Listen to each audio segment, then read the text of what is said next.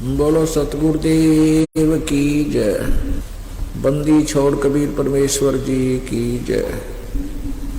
बंदी छोड़ गरीबदास जी महाराज जी की जय। स्वामी राम देवानंद जी गुरु महाराज जी की जय।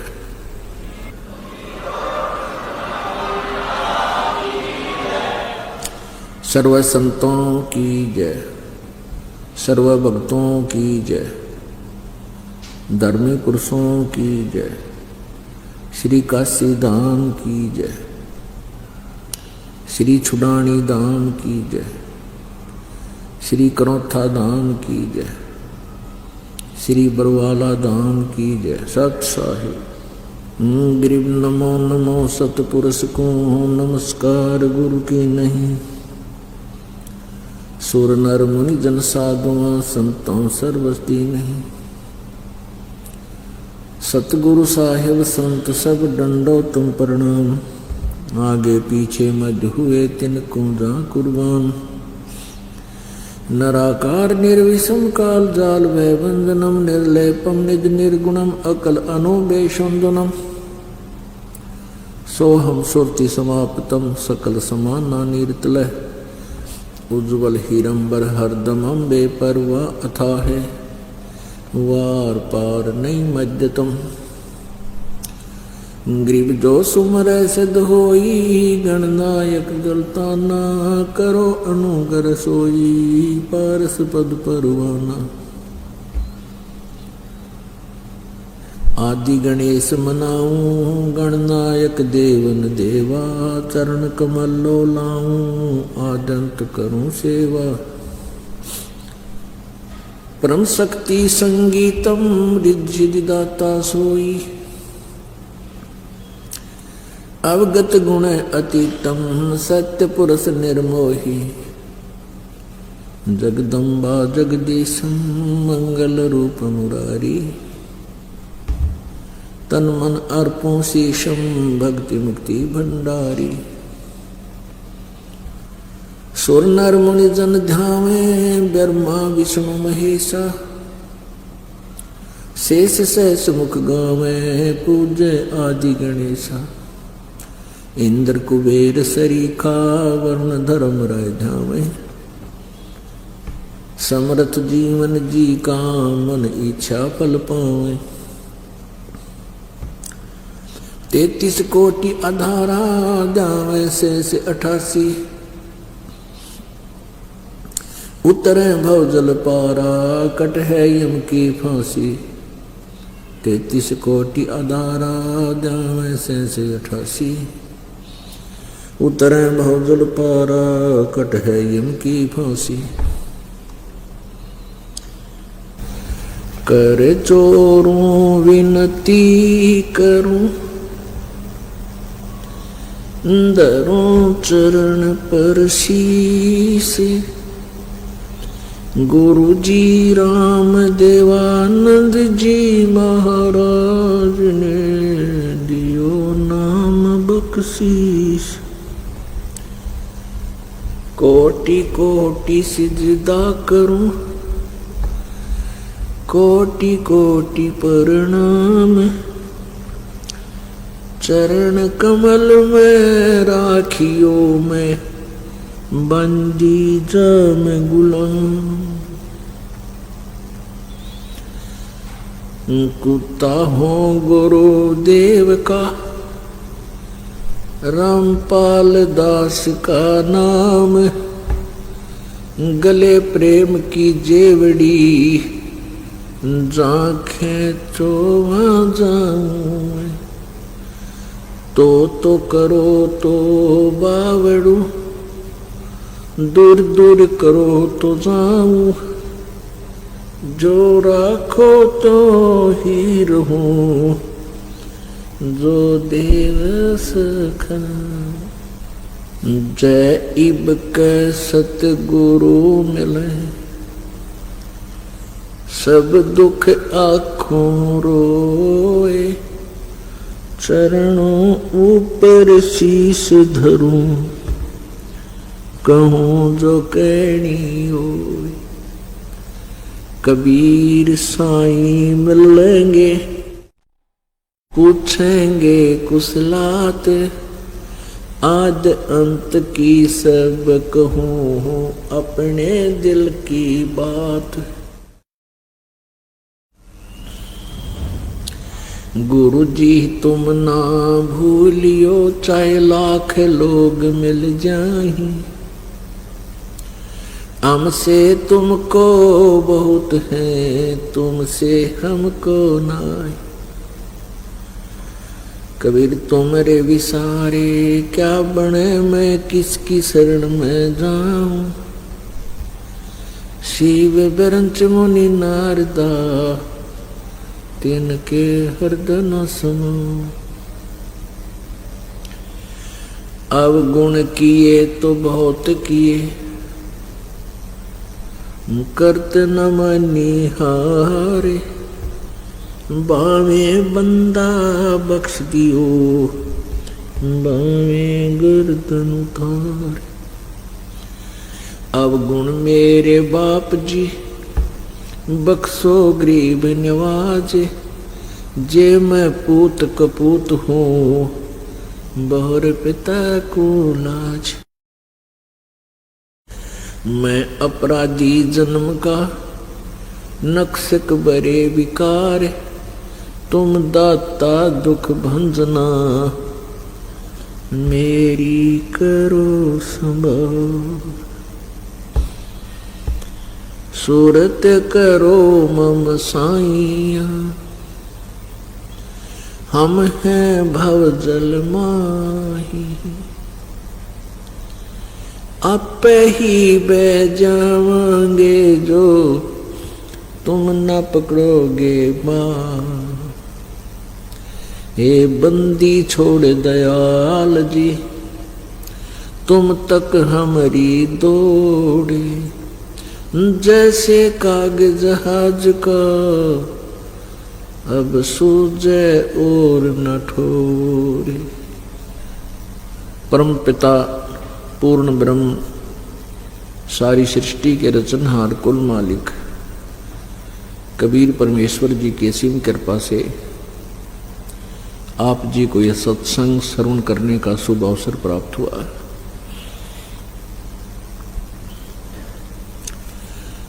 जिन पुण्यात्माओं को मानव शरीर प्राप्त है, वो बहुत ही अच्छी आत्माएं हैं। उनसे भी अच्छी वो आत्माएं हैं जिनको सत्संग प्राप्त होता है।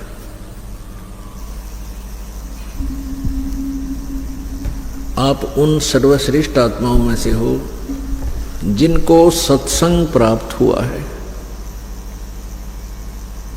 इस विश्व में अन्य कोई भी वस्तु सुलभ हो सकती है, लेकिन सत्संग दुर्लभ है। सत्संग उसी को कहते हैं जिसमें केवल सत्य भाषण हो, शास्त्र अनुकूल ज्ञान हो और शास्त्र अनुकूल ही समाधान और साधन हो, भक्ति विधि हो, मंत्र हो, उसको सत्संग कहते हैं। एक पंडाल लगा के, स्पीकर बांध के और उआबाई बकने मात्र से सत्संग नहीं होता। तो पुण्यात्माओं, इस विश्व में कहीं सत्संग नहीं है। और ये बातें कड़वी अवश्य लगती हैं। इस विश्व में कहीं भी सत्संग नहीं है, इस बरवाला सतलोक आश्रम बरवाला के अतिरिक्त। जो पुण्यात्माएं यथार्थ ज्ञान से परिचित नहीं हैं, वो ये महसूस करते हैं कि ये संत जो है अभिमानी है, अपने आप को ही श्रेष्ठ सिद्ध करने की चेष्टा करता है। दास अभिमानी नहीं है, लेकिन तत्वज्ञानी अवश्य है। गीता जी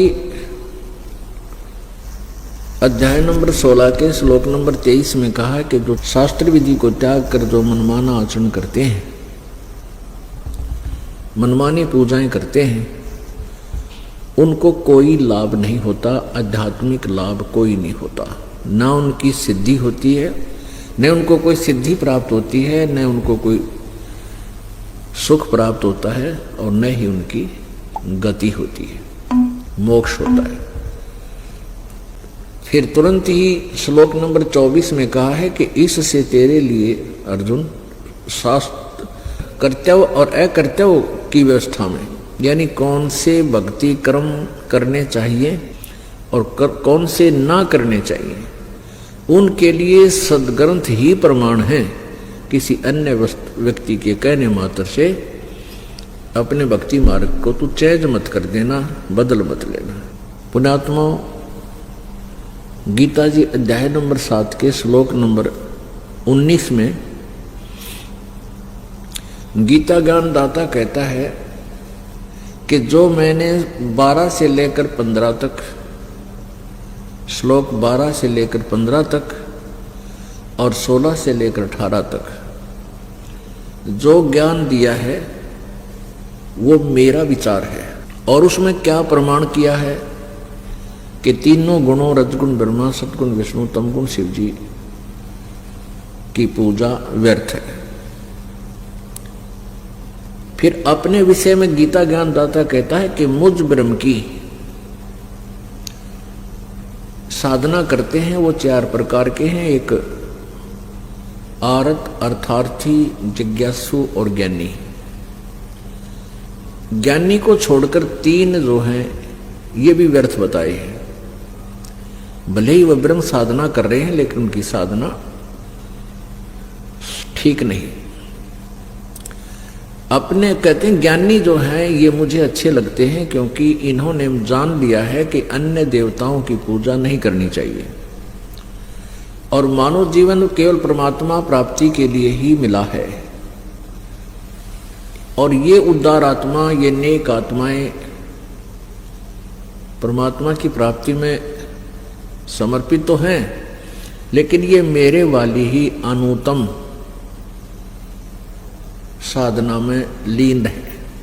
कारण क्या है? क्योंकि इनको तत्वदर्शी संत नहीं मिला। तो 7वें अध्याय 19वें श्लोक में कहता है गीता ज्ञानदाता कि बहुनाम जन्मानाम अन्ते ज्ञानवान माम प्रपद्यते वासुदेव सर्वमिति स महात्मा सुदुर्लभ है। क्या बताया है कि जो 4 प्रकार के जिज्ञासु, आरत, अर्थार्थी और ये ज्ञानी हैं, ये 4 प्रकार के साधक हैं। ये मेरी साधना जो करते हैं ये भी बहुत जन्म जन्म के जन्मांतर के किसी अंत के जन्म में मेरी पूजा करते हैं, नहीं तो अन्य उपासना में ही अपना जीवन व्यर्थ कर जाते हैं। बहुनाम जन्मानाम अन्ते ज्ञानवान माम प्रपद्यते। बहुत से जन्मों के अंत में ये ज्ञानी आत्मा, ज्ञानवान मेरी यानी ब्रह्म तक की साधना तक पहुंचते हैं। वासुदेव सर्वमिति स महात्मा सुदुर्लभ है। वासुदेव का क्या अर्थ होता है? ये क्या बताना चाहता है कि जो संत ये बतावे कि सर्वशक्तिमान वो पूर्ण परमात्मा ही सर्वेस्वा है। सर्वेस्वा का मतलब है सब कुछ है, सर्वम माने सब कुछ है। सब कुछ का तात्पर्य है कि वही कुल मालिक है और वही पूजा के योग्य है, वही पाप दंड नाशक है और वही पूर्ण मोक्षदायक है। स महात्मा सुदुर्लभ है। ओए होए, कहते हैं वो संत, वो तत्वदर्शी संत सुदुर्लभ है। सुदुर्लभ यानी मुश्किल से प्राप्त होने वाला है। अति दुर्लभ है यानी बहुत मुश्किल से मिलेगा। पुण्यात्माओं, ये शब्द दास ने जो बोला है कि इस पृथ्वी पर वर्तमान में कहीं भी सत्संग नहीं है, तो इस बात को सुनना तो आसान है लेकिन हजम करना बड़ा मुश्किल है। इसको हजम कराने के लिए कुछ ऐसी औषधि पिलाई जाती है ताकि ये डाइजेस्ट हो जाए। क्योंकि कहने मात्र से तो सभी अपने अपने ज्ञान को, अपनी साधना को श्रेष्ठ मानते हैं, तभी तो वो लगे हुए हैं। यदि उन पुण्यात्माओं को ये पता लग जावे कि हम जो रास्ता पकड़ा है ये हमारा नहीं है, ये रास्ता हमारे घर को नहीं जा रहा है, तो तुरंत त्याग देंगे। अभी तक कोई किसी साइड में भी जा रहा है वो ये सोच रहा है मैं अपने घर को जा रहा हूं। यानी भक्ति मार्ग का अर्थ होता है वे ऑफ वर्शिप, पूजा की विधि, भक्ति का रास्ता, यानी अपने परमात्मा के पास जाने का वे, मार्ग। तो हमने जाना है अपने परमात्मा पूर्ण परमेश्वर के पास। उसकी विधि कौन सी है, उसका तरीका कौन सा है, वो साधन कौन सा है। तो सभी चल पड़े हैं और अब अपने साधन को, अपने अपने मार्ग को श्रेष्ठ माने बैठे हैं। और ये दास कह रहा है कि तुम्हारा ये मार्ग परमात्मा की तरफ जाने वाला नहीं है, आपकी साधनाएं, आपके मंत्र गलत हैं। तो इसमें नाराज नहीं होना चाहिए, इस बात से आपको अक्षुब्ध नहीं होना चाहिए। बुद्धिमान व्यक्ति विचार किया करते हैं कि ये क्यों कह रहा कि तेरा मार्ग गलत है। आपके मार्ग को किसी ने गलत बताया है और आपने किसी से सुनकर उस मार्ग को ग्रहण किया है, तो तुरंत पुनर्विचार करना चाहिए और प्रमाण लेना चाहिए। उससे पूछे भी क्यों, कैसे गलत बता रहे हो आप, हमें विस्तार से बताइए। फिर उस मार्ग को त्याग देना चाहिए और सुमार्ग को प्राप्त करना चाहिए, ग्रहण करना चाहिए। ये बुद्धिमता होती है। और फिर भी नहीं मानते हैं, उन अनाड़ी अज्ञानी संतों के द्वारा बहकाए हुए, और फिर भी उसी मार्ग पर चलते हैं, वही साधनाएं करते हैं। तो उनके विषय में क्या बताया है? परमात्मा ने अपनी सूक्ष्म वेद में कहा कि चातुर प्राणी चोर हैं और मूढ़ मुग्ध हैं ठोठ, वह हमारे काम के नहीं, उनको दे गड़जोट। चातुर प्राणी वो संत हैं, वह ऋषि महर्षि नकली, जिनको ज्ञान कति नहीं, बात पुनाव मीठी मीठी, धरती आसमान एक कर देते हैं प्रवचन करते समय ऐसे लतीफेदार कहानी सुना के। उनके विषय में बता रहे हैं कि चातुर प्राणी चोर हैं और मूढ़ मुग्ध हैं ठोठ। जो ये दास ज्ञान बता रहा है आपको, प्रमाण दिखा रहा है, और फिर भी इनको नहीं मानते हैं, कहते वो ठोठ हैं, मूढ़ हैं। इस ज्ञान को जो दास आपको प्रमाण सहित दिखा रहा है और फिर भी स्वीकार नहीं करते, उनके बारे में बताया है कि वो मूढ़ हैं। फिर वो, उनकी हमें आवश्यकता भी नहीं है, वो वहीं पड़े रहें। उनको दो गलजोट, जैसे एक पशु के साथ दूसरे पशु को गले से बांध दिया करते, वो जो इकट्ठे करके, फिर वो इकट्ठे धक्के खाए जा। तो कहने का यहाँ तात्पर्य ये है कि जो इतने प्रमाण सुनकर भी नहीं मानता है, देख कर भी आंखों नहीं मानता है, तो मूढ़ है, मूर्ख। वो पड़ा रहे फिर उन्हीं के पास, उन चातुर प्राणियों के पास। फिर बताते हैं बीजक की बाता कहें, ये बीजक ना ही हाथ, वो पृथ्वी डोबण उतरे कह मीठी बात। वो संत, वो नकली, वो काल के दूत इस पृथ्वी को नष्ट करने के लिए, पूरे मानव समाज को डुबोने के लिए वो जन्म प्राप्त किया उन्होंने। मीठी मीठी बात बनाकर दुनिया को भ्रमित कर रहे हैं, शास्त्र विरुद्ध साधना दे रहे हैं। पुण्यात्माओं, कोई भी वस्तु, किसी भी चीज का हम निर्णय करना चाहते हैं, किसी चीज की हम तुलना करना चाहते हैं, तो उसके लिए कोई आधार मानना होता है। आध्यात्मिक मार्ग का आधार हमारे सदग्रंथ हैं। आध्यात्मिक मार्ग जो है, इसके ऊपर हमने चलना है। ये हमारा मैप है, मानचित्र है, और इस मैप के अनुसार हम चल रहे हैं तो सही है। यदि हम इस मैप के विपरीत चल रहे हैं तो हमारा मार्ग गलत है। तो मान लीजिए आप 20 किलोमीटर चले गए, 100 किलोमीटर चले गए कुमार्ग पर। जाना था अपने दिल्ली और पहुंच गए अब सिरसा से भी आगे, हिसार से। तो वहां जाकर आपको कोई कहता है कि आप कहाँ जा रहे हो, वो कहे कि मैं दिल्ली जा रहा हूं, उसको फिर कोई बताए कि नहीं ये मार्ग दिल्ली वाला नहीं है, अब तो बहुत विपरीत आ गए हो, दिल्ली मार्ग तो वापस जाइए, हिसार से पीछे जाइए आप।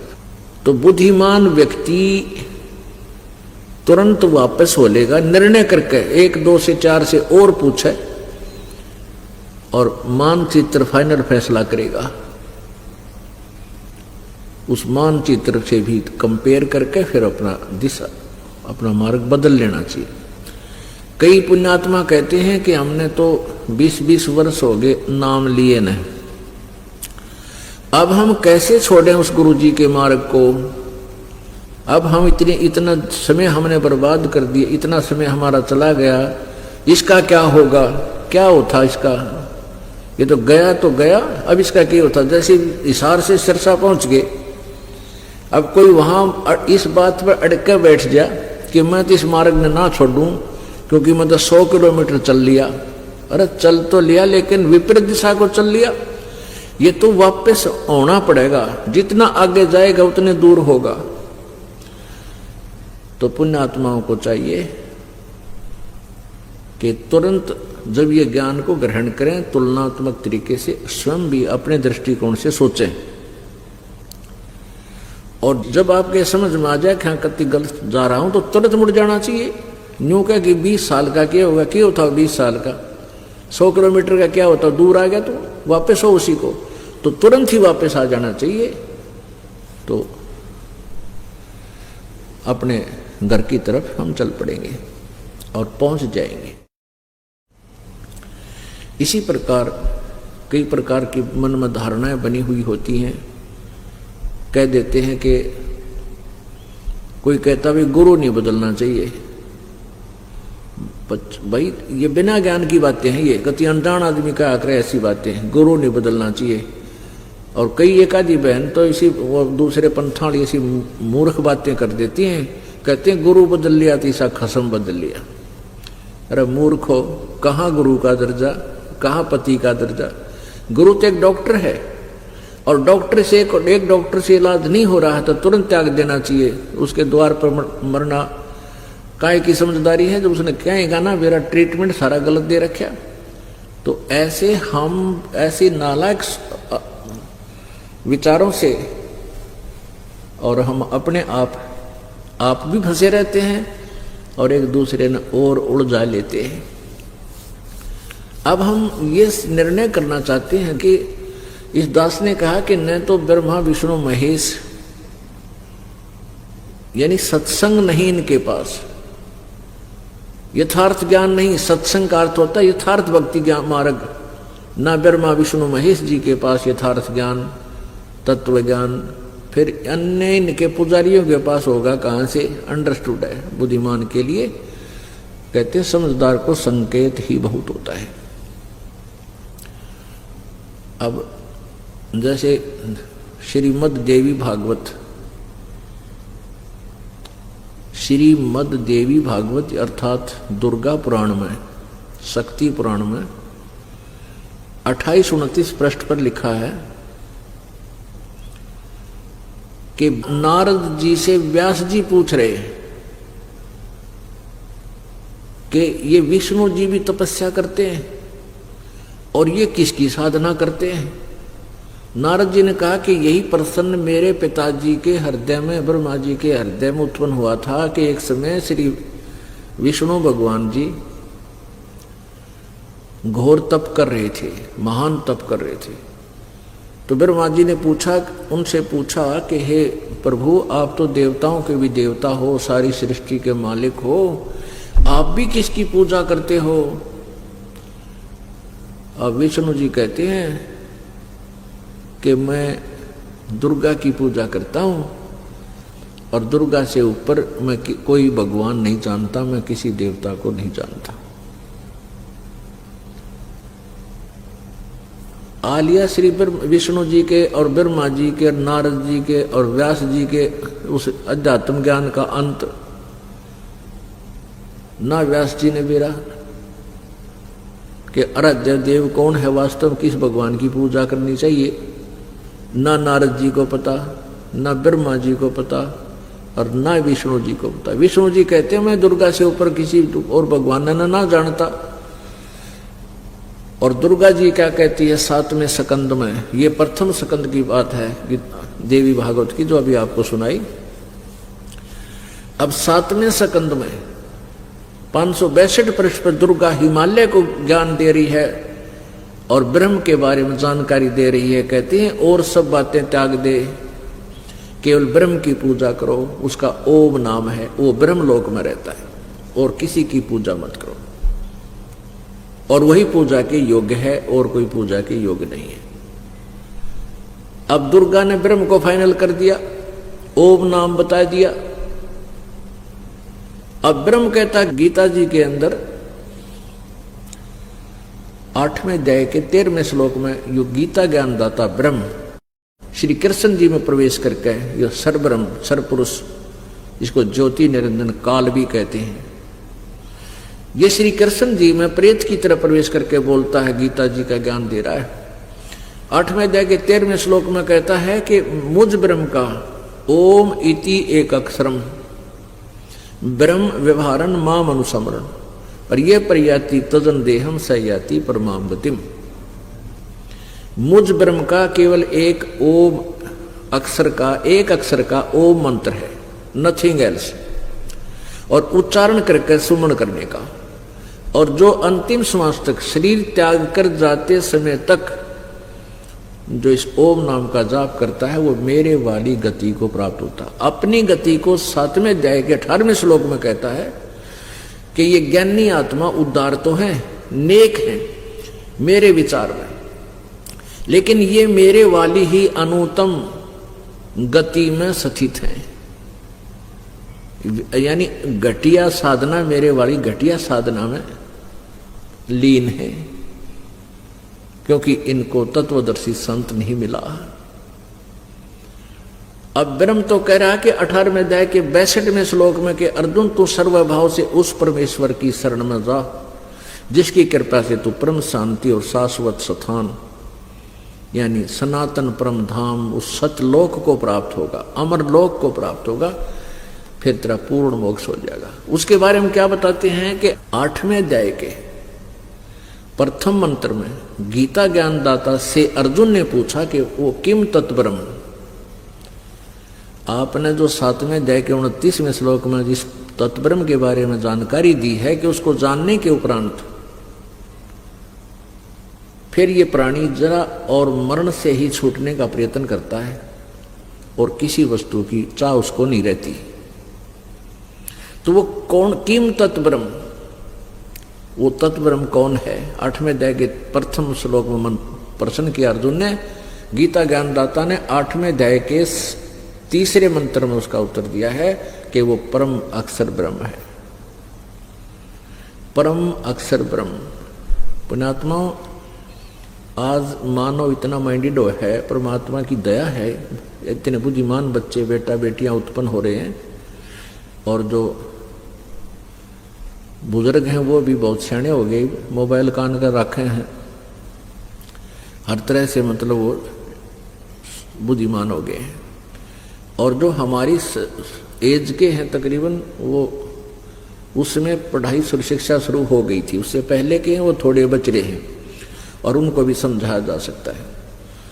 तो कहने का भाव यह है कि यहाँ हमने समझना है कि यहाँ कौन परमात्मा है जिसकी हम पूजा करें। जैसे गीता जी अध्याय नंबर 15 के श्लोक नंबर 1 से 4 में और 16 और 17 में यहाँ 3 परमात्मा क्लियर करे हैं। उल्टा लटका हुआ संसार रूपी वृक्ष का उदाहरण देकर बताया है कि ऊपर ने तो परम अक्षर ब्रह्म है, ऊपर को जड़ है संसार रूपी वृक्ष की, यानी मूल मालिक। जड़ का अर्थ होता मूल, मुख्य। ऊपर को जड़ समझो, जहां से सबकी उत्पत्ति होती है, जो सबसे बाहर अंकुर फूटते हैं, वो जड़ है ऊपर ने उस संसार रूपी वृक्ष की, और नीचे ने तीनों गुण रूपी शाखा, रजगुण ब्रह्मा, सतगुण विष्णु, तम गुण शिव जी।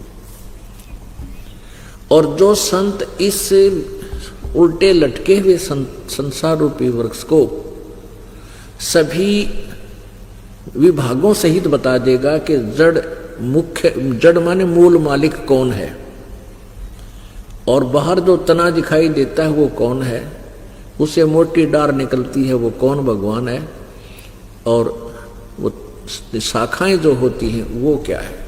तो परमेश्वर कबीर जी ने आकर ही ये तत्व ज्ञान इस संसार में आध्यात्मिक ज्ञान दिया था, सत्संग बताया था। खुद पूर्ण परमेश्वर ने, परम अक्षर ब्रह्म ने इस पृथ्वी पर आकर के अपने नियमानुसार, अपने विधान अनुसार वो वहां से चलकर आते हैं, यहाँ श्रेष्ठ आत्माओं को मिलते हैं और फिर उनको तत्व ज्ञान से प्रेरित